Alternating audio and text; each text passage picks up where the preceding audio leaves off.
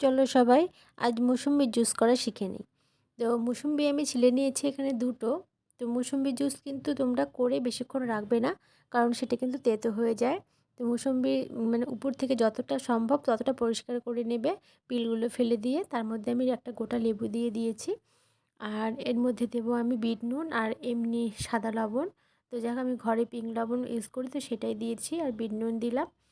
আর দেবো, তোমরা যদি গোলমরিচ এখানে ইউজ করতে চাও দিতে পারো, আমি আজ দিচ্ছি না। আর দেবো ভাজা জিরের গুঁড়ো দিয়ে এটাকে পুরো ব্লেন্ড করে নেব। ভাজা জিরের গুঁড়োটা পরে দিলেও হয়, তো আমি একসঙ্গেই দিয়ে দিলাম। আর দেবো একটুখানি চিনি, প্রায় হাফ চামচের মতো চিনি দেবো। আর এই মৌসুম্বিটা কিন্তু খুব একটা মিষ্টি ছিল না, সেই জন্য একটু চিনি দিলাম। আর এই জুসটা কিন্তু টক খেতেই ভালো লাগে। তারপরে আমি ছেঁকে নিয়েছি, নিয়ে গ্লাসে সার্ভ করে দেবো। তোমরা যারা আইস খেতে পছন্দ করো তারা আইস দেবে, এখন ঠান্ডা ঠান্ডা দিন, সেই জন্য আমি আইস দিলাম না।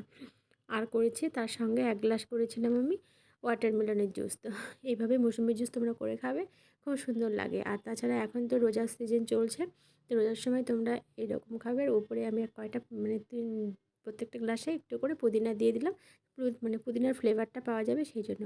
তো তোমরা অবশ্যই একবার ট্রাই করো। টাটা।